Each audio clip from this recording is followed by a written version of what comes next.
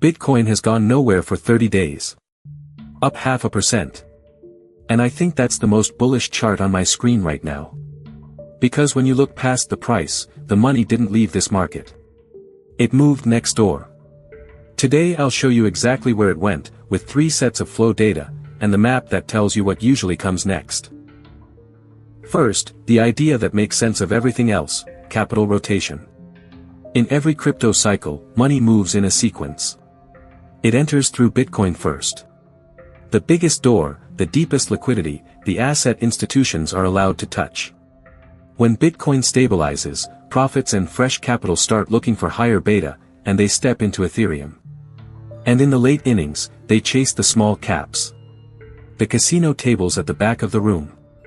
That sequence repeats because the incentives never change. Price tells you what already happened. Your position in this sequence tells you what's likely to happen next. So, where are we? Start with Bitcoin. 30 days, up 0.5%, parked around $64,000. After the 10% bounce in early July, it just stopped. Volume cooled, funding stayed flat. On the surface this looks like a rally that ran out of gas. And if price were the only thing you watched, you would walk away bored. But boredom is exactly what makes this setup interesting. Now put Ethereum next to it. Same 30 days, plus 7.8%. 15 times Bitcoin's move. And it's not a one-day spike. ETH has been grinding higher on improving liquidity all month, quietly outperforming in the weeks Bitcoin went sideways. In rotation terms, the living room is warm, and the heat is spreading to the bedrooms.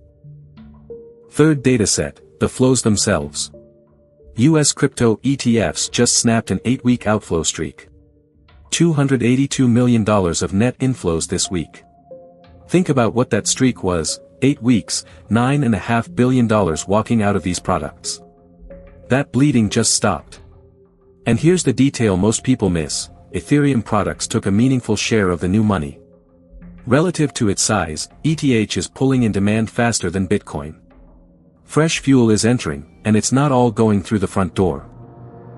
Now the bear case, because there is one.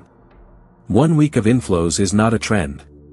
A strong jobs report has markets pricing a possible Fed rate hike in September, and if that lands, risk assets get hit across the board, rotation or no rotation. All of that is fair. Which is why you define what would prove the thesis wrong, before you size anything. Here's my falsifiable version.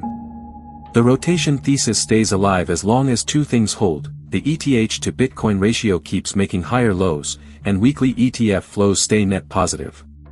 If the ratio rolls over and the flows flip negative again, the rotation is dead, and I'll say so in a video on this channel.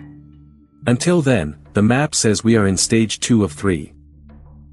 So here's the summary. Bitcoin going flat is not money leaving. It's money repositioning.